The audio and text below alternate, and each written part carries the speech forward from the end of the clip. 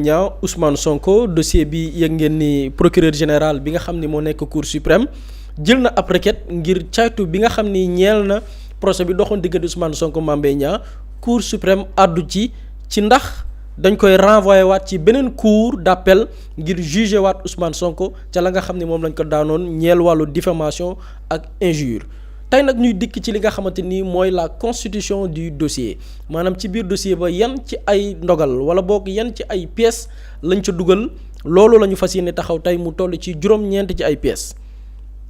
ñu nemmeeku ci benn arrêté numéro wala boog arrêt numéro 137 bu 8 mai 2023 bu cour d'appel bu Dakar arrêt boobu boo ko déggee mooy daan bi nga xamante ni cour d'appel jëloon na ko daan ko Ousmane Sonko juróom benn weeru kaso yoo xam ne du ko tëdd alamaan ko ñaari téeméer ci ay millions. mu am ci aussi la demande de saisine de la Cour suprême en révision de l'arrêt définitif numéro 137 du 8 mai 2023 mooy arrêt bi nga xamante ni nii wala boog demande de saisine bi mooy càkkuteef bi ministère de la justice sàkku woon ngir la nga xamante ni mooy procès bi ñu mën koo càmbar ak taxawal la nga xam ne nii mooy commission bi loolu aussi taxaw nañ ci l'arrêt numéro 043 496 du 3 décembre 2025 mooy loi bi porté sur création d'une commission pour la révision de la décision pénale définitive mooy càkkuteef bi ma lim sànq ministre de la justice dogal bi mu jël ngir taxawal la nga xamante ni mooy commission bi nga xam ni moom mooy addu ci ndax la nga xamante ni nii mooy procès Ousmane Sonko Mame Mbaye Niang mën nañ ko réviser waat waaw wala déet ci biir pièces yi mu am ci le rapport de la commission pour la révision de la décision pénale définitive numéro 137 du 8 mai 2023 mu boole ci dossier bi wala boog avocat Ousmane Sonko yi procureur général gannaaw ba mu jotee dossier lam ci boole mooy rapport bi nga xam ni commission bi ñu taxawal mu am ay magistrats ak yenn liggéeykat yi liggéey ci wàllu administration ñeel wàllu justice boole nañ ko ci dossier yi muy rapport bi nga xam ni moo tënk ne la nga xam ni mooy révision procès bi lu mën a jaadu la ba joxe avis favorable bokk nañ ci dossiers yi tamit nemmeeku nañ ci arrêt numéro 31 du 1er juillet 2025 des chambres réunies de la Cour suprême mooy dogal bi Cour suprême mu jon jël ci weeru juillet atum 2025 bokk na ci ak la nga xamante ni mooy arrêt numéro 1 du 4 janvier 2024 de la première chambre pénale de la Cour suprême muy dogal bi nga xam ne Cour suprême jël na ko ñaari weer la desoon ca la nga xamante ni mooy élection présidentielle yu 2024 waaye tamit arrêt numéro 137 du 8 mai 2023 de la Cour d'appel ndogal bi nga xam ne Cour d'appel jëloon na ko ca dossier bi nga xam ne moo ñeel Ousmane Sonko Mame Mbaye Niang waaye aussi arrêt bi ñeel jugement numéro 76 du 30 mars 2023 du tribunal de grande instance hors classe de Dakar maanaam Ousmane Sonko Mame Mbaye Niang bi ñu njëkkee dem tribunal dogal ba ca tukkee tamit bokk na ci pièces yi nga xam ne déposé nañ ko waaye bi ci mujj jàpp nañ ni moo ci ëpp solo muy pièce bi nga xam ni moo war a déterminer ndax dossier bi dafay am suite wala déet muy pièce bi nga xam ne mi ngi ñeel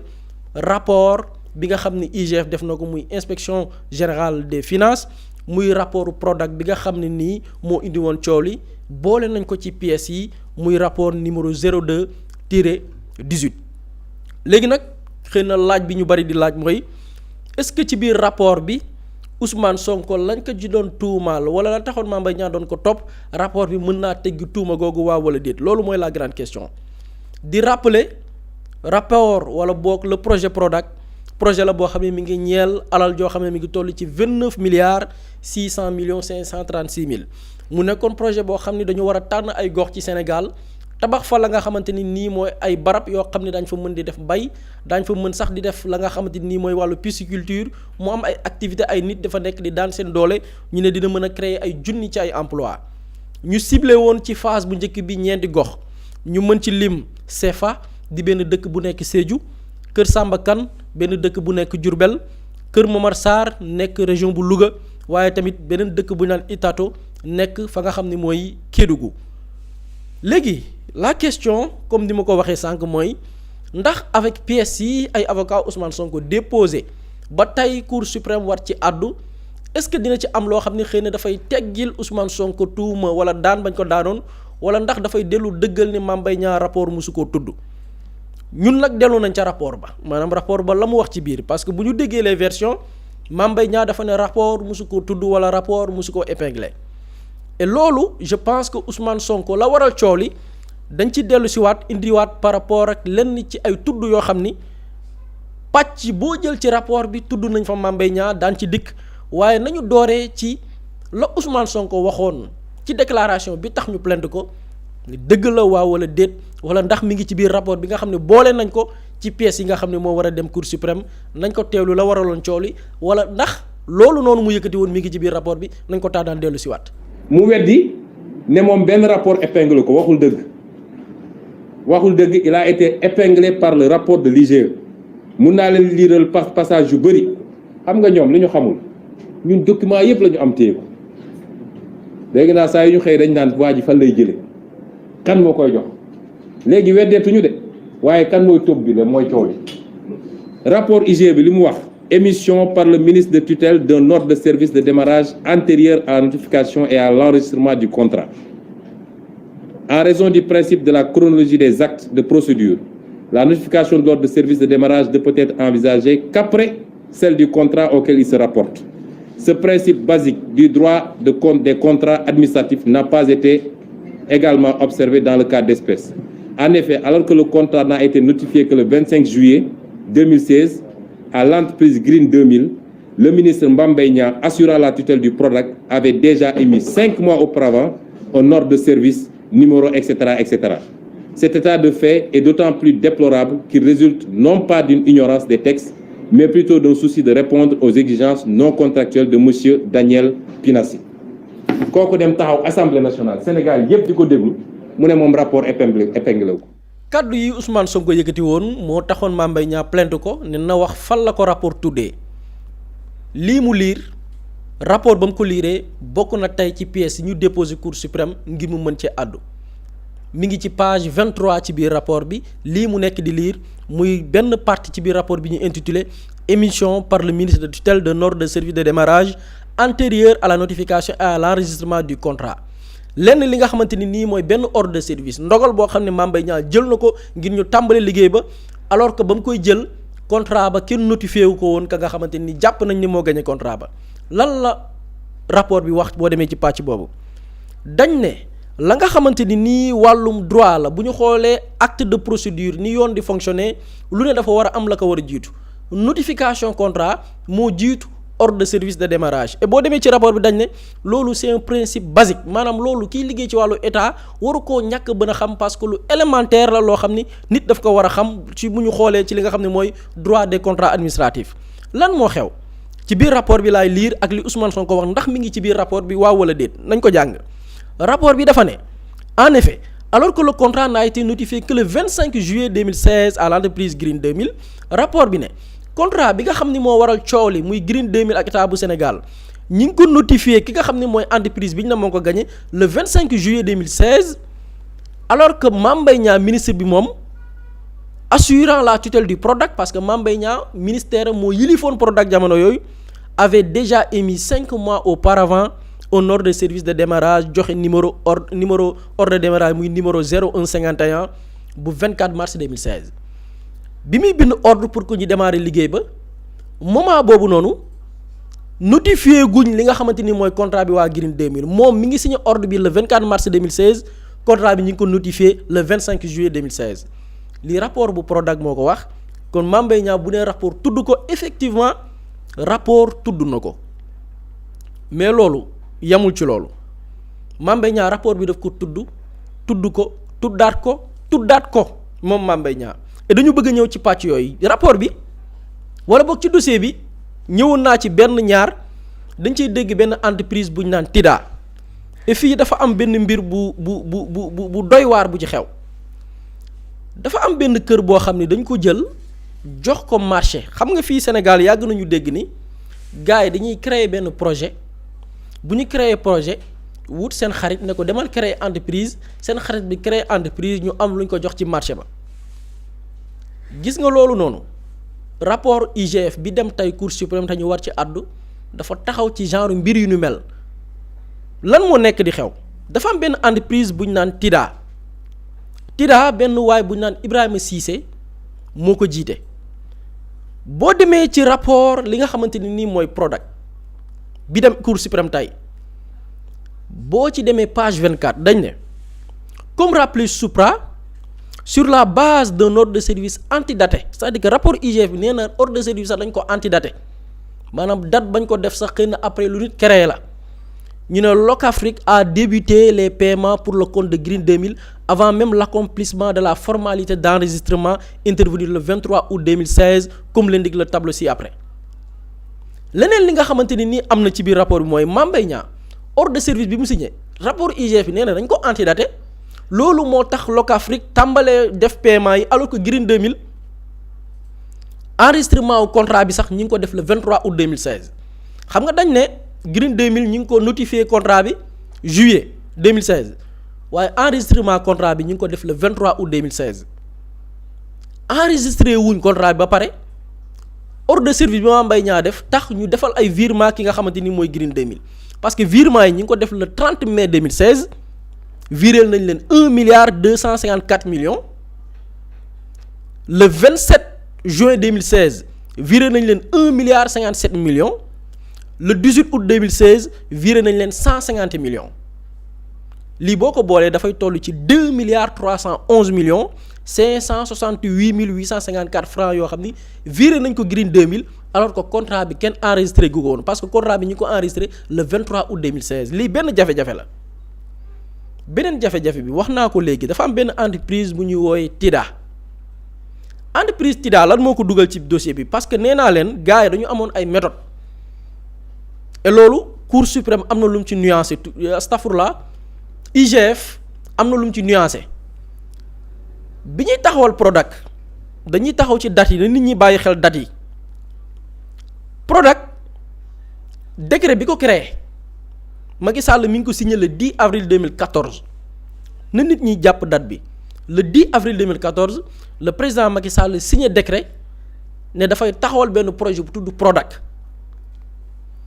nee naa leen am na benn entreprise bu ñu naan TIDA ñu créé entreprise TIDA en 2015 le 10 février 2015 la ñu créé entreprise bu tudd TIDA ci même année mi 2015 le 28 août. ñu signé contrat bi ak Green 2000 léegi kan mooy TIDA nañu taxaw foofu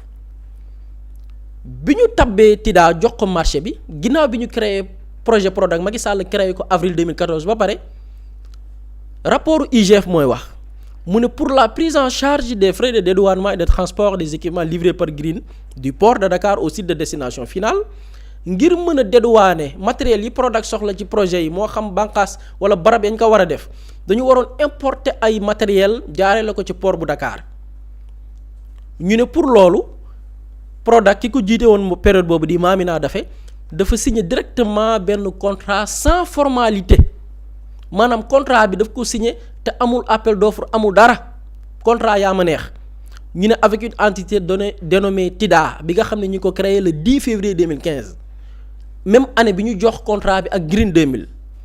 ñu ne la joxe numéro contrat bi contrat numéro 00058/MJECC/Prodac/CN/SP contrat bi ñu ne bi ñu demee gëstu NINEAW li nga xamante ni mooy Ibrahima Cissé boobu noonu ñu ne les faits font apparaître comme raison sociale entreprise bi commerce de détail hors magasin ku wax wàllu dédouanement transit transport d'équipement wàllu transit ngay wax entreprise bi du entreprise bu yëgu ci wàllu transit international c'est-à-dire amu ci xam-xam amu ci expertise dinaa ñëw fii après suite logique bi lan moo ci indi turu Mame Mbaye Niang lan la entreprise boobu def comme que amu ci xam-xam dañ ne entreprise bi ci niñ ko créé entreprise boutique mbagg la maanaam commerce hors magasin lay def dafa dem jël beneen entreprise bu ñu naan International Transit Al Amin ñooñu defal ko liggéey bi lii rapport IGF bi dem tey Cour suprême dañ war ko àtte daf ci àddu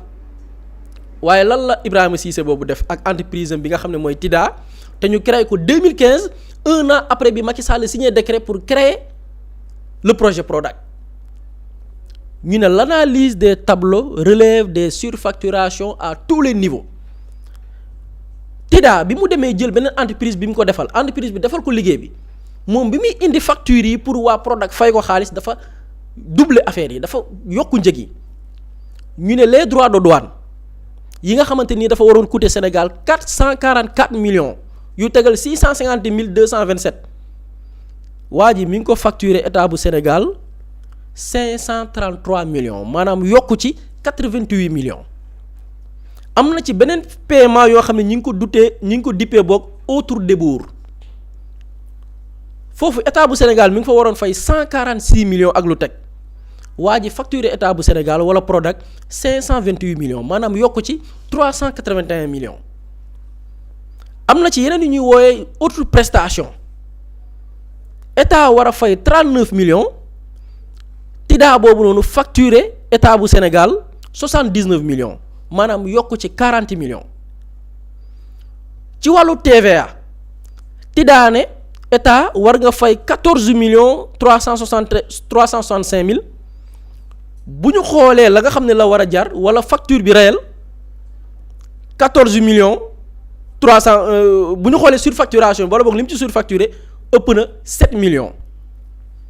c'est-à-dire que entreprise bi ñu tànn ginnaaw bi ñu créé Prodac waa ji créé ko te amu ci xam-xam amuñu expertise dem jël keneen kooku defal ko liggéey bi jox ko ay facture mu jël facture yi gonflé ko lii buñ ko xaymaa ci préjudice état bu Sénégal daf ci ñàkk alal ju bari léegi la question est de savoir Ibrahima Cissé boobu fu mu jugee Mame Mbaye Niang nee naa rapport daf ko tuddati ko ci biir rapport bi même rapport bi dañu déglu ñi nga xam ne ñoo jiite woon Prodac déglu nañ ko ñuy wooyee Jean-Pierre Senghor déglu nañ ko ñuy wooyee Mamina Daffé moom moo remplacé Jean-Pierre Senghor après Prodac bi fa Mamina Daffé jugee ci la Pape Malick Ndour ñëwee remplacé Mamina Daffé moo tax Pape Malick Ndour tamit ñu koy dégg ci rapport bi mais nañu taxaw ci Jean-Pierre Senghor boobu nga xam ni moo jiite woon Prodac bi ñu laajee dañ ne ci biir rapport bi je répète d'ailleurs informé de ce lien contractuel lors de son audition monsieur Senghor muy Jean-Pierre Senghor bi jiite woon Prodac njëkk n'a pas marqué son étonnement tout en rappelant la proximité de monsieur Ibrahima Cissé moo jiite TIDA bi defoon surfacturation yi avec le ministre de la jeunesse d'alors Mame Mbaye Niang Jean-Pierre Senghor moo ne am na mbetteel lool ci gis Ibrahima Cissé ak entreprise bii di TIDA nga xam ne ñu ngi ko créé même année bi ñu joxee contrat bi Green 2000 le fait que waa ji am taxawaay bii ci biir projet bi nga xam ne mooy Prodac waaye mi ngi fàttali ni loolu la ko waral mooy proximité bi Ibrahima Cissé am ak ministre de la jeunesse Mame Mbaye Niang maanaam Ibrahima Cissé ak Mame Mbaye Niang dañoo xame mu dolli ci moom Jean-Pierre Senghor mu ne laquelle proximité avait finalement permis selon ses dires maanaam ay diiru Jean-Pierre Senghor à monsieur Cissé de s'imposer au niveau du département comme prestataire jege bi Ibrahima Cissé jege Mame Mbaye Niang moo ko permettre moom mu am contrat boobu noonu def prestation de service ci wàllu transport logistique te amu ci xam-xam marché ba bañ ko joxee te jaarul ca la nga xam ne mooy appel d'offre dafa jël traité sous-traité ko keneen kooku defal ko facture mu jël facture yi gonflé ko donc Mame Mbaye Niang da ngay ñëwaat fii déggaat turam ci biir rapport Prodac muy concernant le dossier TIDA te Ibrahima Cissé boobu pour rappel jàpp nañ ko nga demaat feneen Mame Mbaye Niang rapport tudd na kaam tudd ko nee naa rapport daf ko tuddaat ko tuddaat ko mu amaat beneen fait bu am ci biir mbir mi muy wàllum communication média tamit mi ngi ci biir et mooy justifier aussi lu tax yenn médias yi am ci taxawaay dañ ne sous prétexte boo demaatee ci rapport bi fa la turu Mame Mbaye Niang génneewaatee ñu ne sous le prétexte d'assurer plus de visibilité au programme des domaines agricoles communautaires ngir fësal liggéey wala domaine agricole communautaire maanaam barab yi ñuy tabax ci ay dëkk ngir fësal ko nit ñi xam ko wàllum communication monsieur Mamina Daffé jiite woon jamono yooyu Prodac ñu ne a eu à faire recours au cabinet de communication et conseil 3M Universel Mamina Daffé bi jiite woon Prodac dafa dem jël benn cabinet de communication et conseil bu ñuy woowe 3M Universel kan moom 3M Universel c'est Maïmouna Ndour la patronne de la 7TV ñu ne ce cabinet muy cabinet Maïmouna Ndour bi 3M Universel en contrepartie de prestations prétendument exécutées d'ailleurs IGF ci biir rapport bi ñoom d'ailleurs wóorul leen sax ba xam liggéey boobu ci wàllu communication def nañ ko am deful moo tax ñu ne ce cabinet en contrepartie de prestations prétendument exécutées loo xam ni xëy na am na am amul a perçu la somme de 63 950 000 moom Maïmouna Ndour ak 3M Universel ñu ne waaye ce montant lui a été viré sur la base d'une simple facture non datée non signée et sans cachet c'est-à-dire que Maïmouna Ndour bi ñu koy jox 63 950 000 yi dañ ko jox sur la base ci base facture boo xam ne amul date amul signature amul cachet lii mi ngi ci rapport IGF bi ñu doon wax naan amul léegi lu ci yoonu Mame Mbaye Niang moom laay dikk ci laay ñëw ñu ne dans ce cadre ñoom inspecteurs yi bi ñuy def caytu bi ñu ne madame Maïmouna Ndour gérante du cabinet entendue sur procès verbal le mardi 20 février 2017 c'est-à-dire que gannaaw bi ñu gisee lii ñoom inspecteurs yi dañoo woolu Maïmouna Ndour déglu ko ba su talaata ñaar fukki fan ci weeru février atum 2017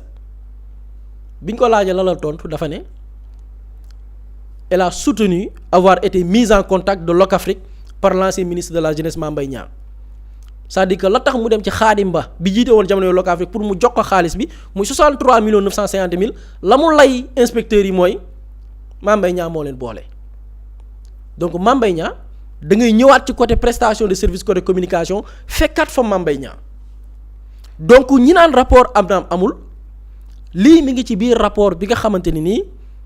les avocats de Ousmane Sonko introduire nañ ko dugal nañ ko ci dossier bi nga xam ne tey moo war a dem Cour suprême Mame Mbaye Niang rapport ya mu ci tudd ko de dama koy répété waat rapport daf ko tuddaat ko tuddati ko bu tuddaat ñeneen ñoo xamante ni jàpp nañ ni ci complice am la ñu amee yenn avantage yi ci biir projet bi nga xam ne mooy Prodac te préjudice bi wala boog projet bi ca lañ ko jëmalee ëpp na 29 milliards léegi nag li ci des mooy les parties muy ñooñu Ousmane Sonko yi ak xëy na Mame Mbaye Niang ñi muy jël ngir ñu layal ko wala boog ñi nga xam ne ñooy waa Cour suprême ñoom daañu def seeni caytu par rapport ak les pièces yi ñu présenté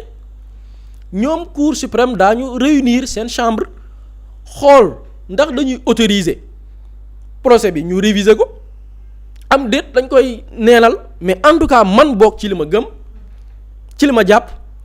y a tous les éléments qu'il faut pour réviser ce procès là waxuma rek pour Ousmane Sonko mais pour l'exécution de ce projet là naka lañ ko jëmmalee lii dafa mérite ñu réviser procès bii nii te bu weesoo loolu noonu ñuy traité entre diggante nit ak nit ba pare bu ñu noppee ci loolu ñu ñëwaat ci beneen procès boo xam ne nag dafay ñeel ña bénéficié wu ci xaalis ba ña def surfacturation ña sàcc suñu xaalis ñu traqué leen benn par benn ñu remboursé ñu suñu xaalis wala yoon def liggéeyam ma loolu laa gëm et man jàpp naa ni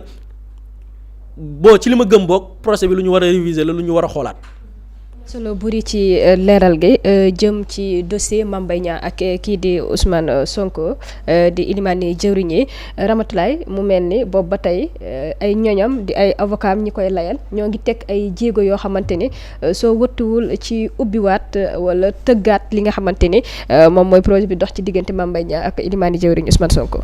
loolu alaakulli àlloo fet loolu c'est dafa di loo xamante dañ koy xaar buri de boo ko dégloo ba pare xam nga lay bëgg dugg ci néeg tëju jooy ba sa xol féex nga génnaat parce que lii moo raw crime li dafa mel ni nga jël tout Sénégalais yëpp nga tëral la ñoom ñëpp ku si nekk nga doon leen balu fetal ci bopp parce que xaalis bi fu ñu nuñ ko cakate wa fait entre un bande de copains yi dafa métti moo tax révision bi il le faut dafa di loo xamante dañ koy xaar mise à part révision xam nga un jour maa lay expliquer fii kaawu Prodac boo xamante ni man ku ma si expliquer mun naa si expliquer au fait parce que man j'y étais dem naa ba foofu comme ni ma la ko waxee tekki sama bët gis xam au fait lu ñu def moo ba tax na su ma déggee ni révision dafa war a am c'est un droit absolu lu nit ñi di xaarloo fait muy yow di man ak keneen surtout parents victimes yi nga xamante ni seen yoon nekku ci lii ñoom tey ñàkk nañ seen doom ñi ñàkk seen borom kër ñi ñàkk ci keneen donc révision bi da di loo xam ne Sénégalais dañ koy xaar te il le faut c'est une demande nationale lii pétition sax la Sénégalais war a def teg ko sur la table wala nañ ne carrément que ñoom il le faut fii mooy dak bu Kër Samba Kane fii ba ñu demee fii c'était pour visite xool parce que waa kër Medoune Kane ñoo defoon benn alerte ñi ñuy woowee waa Prodac dañoo bëggoon jël seen ndox imaginel dëkk ak dëkk nga bëgg xëcc seen ndox yóbbu ko seen ci Kër Samba Kane bi ci dak bi alors que bu ñu defee seen étude de sol yi il a été clair que ñoom mënul ñu def fii dak au fait c'est impossible non seulement suuf si amul ndox sol bi c'est impraticable les experts ci seen jàngat wane leen carrément que fii mënul fii mooy 29 milliards yi 5 tracteurs 10 néeg yoo xamante ne bu si nekk am na clim pour rappel te clim boo xamante ne endroit bi amul sax électricité maanaam fii nii courant yegg siw fi nga defal leen ay chambres yoo xamante ne c'est soi-disant climatisé te chambres yi ngay gis nii kenn musu faa dugg kenn musu faa dem kenn mosu faa dem ba tey kenn mosu ko utiliser 29 milliards yi tracteurs yi mi ngay gis ni 29 milliards lay jar tracteurs yi 5 tracteurs yi mooy jar 29 milliards. def nañ les serres am na beneen vidéo buy wane serres yi boo gisee serres yi ñuy wax soi-disant les serres amul benn bi nga xamante ni yegg na maanaam weñ yi daal lañ tegale noonu rek teg amul benn bi nga xamante teg nañ ci bâche yi wala commencé nañ def implantation racole yooyu amul. weñ yi daal les fers la ñuy rangale teg yaa dooti fer yoo xamante ni xomaat ba yàqu maanaam tey boo demoon fii ay jooy moo lay dese parce que xaalis bu ñu fi yàq te yaa gardien bu baax sax teguñu ko fa te juste benn dëkkandoo benn riverain lañ jël teg ko moom bu xëyee soo ba ngoon di teg ataay boo ñëw mu xel la benn kaas ne la am. imagine cela alors que ça a coûté des millions dangay gis ñenn ñi nga xamante ne dañuy dem foofu uti ferreté ils ont parfaitement raison mu ngi yàqu di mu ngi ruy. balaa ñu koy sànni ñoom ñu dem ut fi feeraay au moins am nañu ci gañe lii rek à le voir dafa jar kii di procureur bi jëlaat dossier bi tegaat ko sur la table ne suba dama koy àtte suba sans attendre li ñu naan ultimatum lañ ko jox par rapport à ce dossier parce que en yàlla boo fa demee sa xol dafay jeex da ngay xam ne carrément l'argent du contribuable en fait dañ koy yàq def ko leen neex noosee ko la mooy faut oser le dire noosee ko carrément parce que lii dara gënu koo métti au fait boo demee ci seen soi-disant dak yi ay jooñoo dese te en plus dañoo lor ay yenn dëkk yoo xamante ni pour ñu nangu accord signer accord parce que am na dëkk yoo xam nanguñu ñu signer accord par rapport ak racole bi ñuy def diggante dëkk pour ndox bi ñëw. y a certains villages comme Meoudoune kan ñoom dañoo lànk ba tëdd suuf ils étaient obligés jaar ci suuf jox ay xam nga rek Sénégal ni muy doxee pour ñu mun leen nangul au moins ñu teg naan leen soo leen nangulee projet bi ñu tegal leen électricité imagine ça là l'électricité est un droit sénégalais bu ci nekk dafa war a am électricité mais yow nga dem ba ci ay dëkkaat yi nga xamante ni ñu bëri ñoom xamuñu ko nga ne leen soo leen bëggee courant tey jii nii da ngeen ne nangu ñu signal leen lii. tout cela ci Sénégal lay xewa boo demee ba ci dëkk ba ñoom en fait pour ñoom loolu nuñ koy waxatee sax luxe la alors que ñoom c'est le droit le plus absolu xamuñu ne carrément que courant dafa war a yegg ci ba seen dëkk mais pour ñu am courant sax il va falloir que ñoom dëkk ñoom ñëpp ñu ànd ñu signer benn papier pour ne ñoom ils sont d'accord que waa dak bi ñëw jël foofu ndox tout cela ci biir dëkkaan yi lay xewee te ñoom xamuñu lu bëri mun ñu koo dénoncer moo tax waa Meoudoune Kane quand ba ñu xamee ne ils en ont marre ñoom tamit ñoo bëgg a wax carrément ni lii c'est même pas possible courant c'est un droit dañoo war a am courant mais pas par jaar ay affaire de Prodac ak yooyu c'est le Sénégal en miniature.